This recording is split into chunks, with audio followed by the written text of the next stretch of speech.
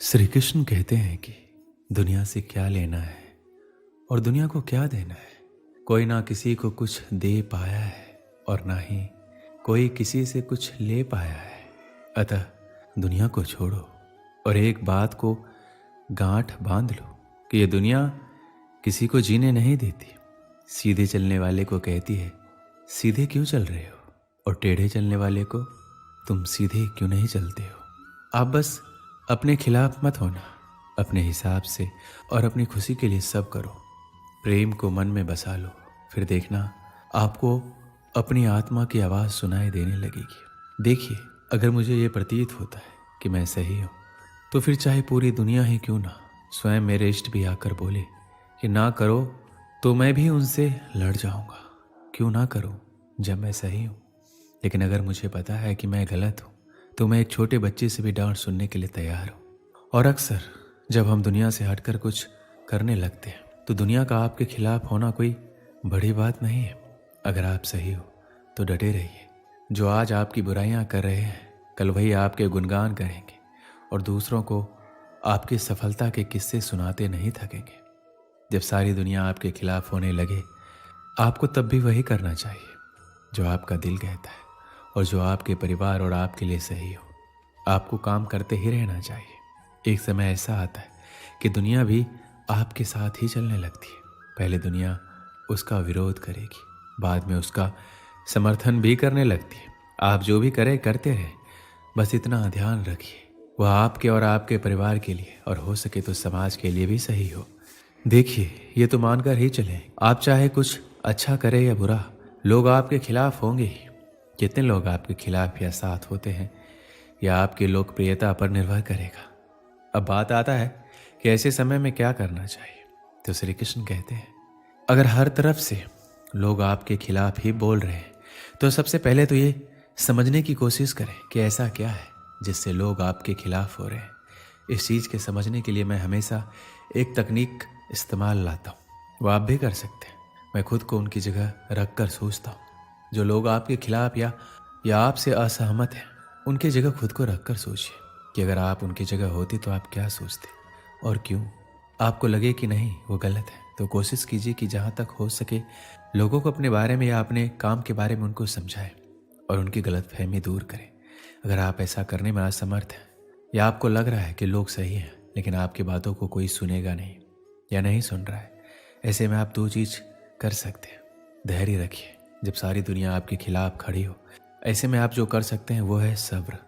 समय पर भरोसा रखिए। सबसे पहले बात तो ये है कि समय चाहे जैसा भी हो बदलता जरूर है, और बुरा समय की तो खास बात होती है कि आपके अंदर की छिपी प्रतिभा को बाहर निकालने का अवसर प्रदान करता है। इस समय आपको ये भी पता लगेगा कि कौन अपना कौन पराया है। सच के राह पे चलिए, जो आपके और समाज के लिए सही है वही कीजिए, फिर चाहे पूरी दुनिया ही आपके खिलाफ क्यों ना हो। श्री कृष्ण कहते हैं आप दुनिया की उलझ में अपने सपने भूल जाते हो। दुनिया आपको परेशान करेगी, आपसे कहेगी कि तू कुछ नहीं कर पाएगा, आपको गिराने की कोशिश करेगी, आपसे जलेगी, आपको भटकाने की कोशिश करेगी, आपके एक बार की छोटी सी असफलता को बहुत ही बड़ा बनाकर आपको चिढ़ाएगी। आप अगर उन पर ध्यान दोगे तो आपको लगता है कि आप कुछ कर पाओगे। जी नहीं, आपको उन पर ध्यान नहीं देना है। अगर आप उन पर ध्यान दोगे तो आप कुछ नहीं कर पाओगे। बस आपको एक चीज़ सीखनी है, नज़रअंदाज और खुद पर विश्वास रखना है। आपकी मेहनत किसी न किसी जगह जरूर दिखेगी। आप बस थोड़ा धैर्य रखिए। आप खुद पर विश्वास रखोगे तो आप खुद उम्मीदों पर खड़े उतरोगे। आप उससे भी बेहतर कर कर दिखाओगे। और अभी तक आपके जीवन में दुनिया का प्रेशर नहीं आया है तो अभी तक सफलता के रास्ते पर आप हो ही नहीं। आप भविष्य में एक चमत्कार से अत्यधिक सफल हो जाते हैं।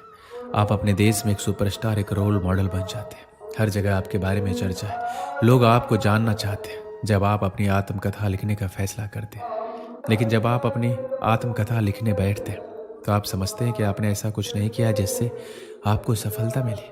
आप समझते हैं आपको ये सफलता सिर्फ एक संयोग से मिली है। अगर आपको सफलता के द्वार में जाना है तो आपको सारी हदें पार करनी ही होगी।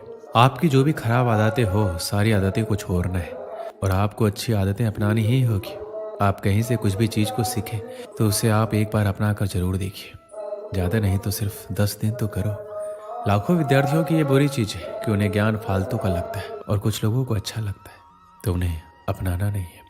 विद्यार्थियों को सफलता के रास्ते पर दिन कुछ नया करते रहना बहुत जरूरी है और धीरे धीरे खुद को बदलना भी जरूरी है। पर बहुत लोग इसे नज़रअंदाज करते हैं और एक समय के बाद सपनों को भूल के इसी जिंदगी में उलझ जाते हैं।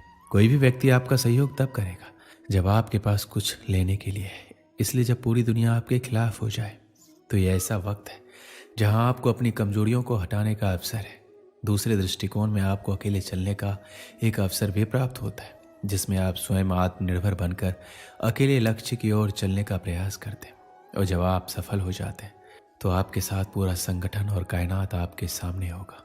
जब हर चीज़ आपके खिलाफ हो रही हो तो आपको आगे बढ़ते रहना चाहिए और बिना प्रेरणाहीन हुए अपनी गलतियों का विश्लेषण करते हुए, अपने कमजोर बिंदुओं का मूल्यांकन करते हुए, अपनी कार्रवाई के फल के बारे में सोचे बिना लगातार विफलताओं से सुधार कर सीखना होगा। ये ध्यान में रखते हुए कि एक दिन जब आप सफल हो जाएंगे तो आपको प्रेरित करने के लिए कहा जाएगा तो आपके पास अपनी पुस्तक के लिए पर्याप्त सामग्री होगी। इसलिए यदि आप महसूस कर रहे हैं कि सब कुछ आपके खिलाफ हो रहा है तो इस पल में भगवान को धन्यवाद करें, क्योंकि वह आपको अपनी आत्मकथा के लिए पर्याप्त सामग्री दे रहा है। आपके जीवन में जो भी समस्या है वह एक न एक दिन जरूर दूर होगा और आपको कभी भी हार नहीं माननी चाहिए। आप अपने जीवन में हर विफलता के साथ विकसित होते हैं।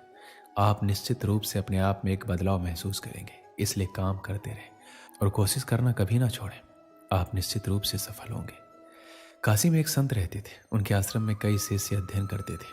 कुछ शिष्य की इच्छा पूरी होने पर एक दिन संत ने उन्हें बुलाकर कहा कि अब तुम लोगों को समाज के कठोर नियमों का पालन करते हुए विनम्रता से समाज की सेवा करनी होगी। तो एक शिष्य ने कहा, गुरुदेव, हर समय विनम्रता से काम नहीं चलता।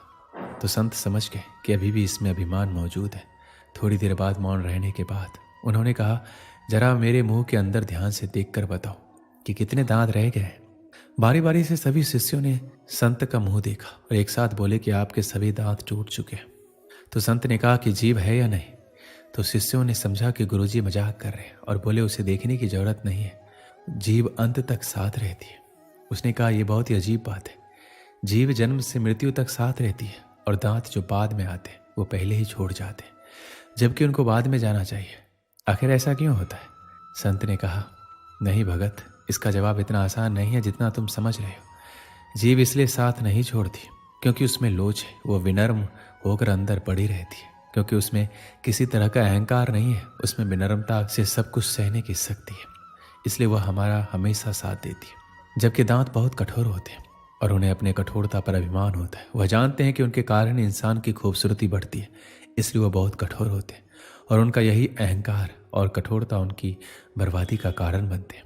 इसलिए तुम्हें यदि समाज की सेवा गरिमा के साथ करनी है तो जीभ की तरह विनम्र बनकर नियमों का पालन करो, क्योंकि विनम्रता ही हमें जानवरों से अलग करता है।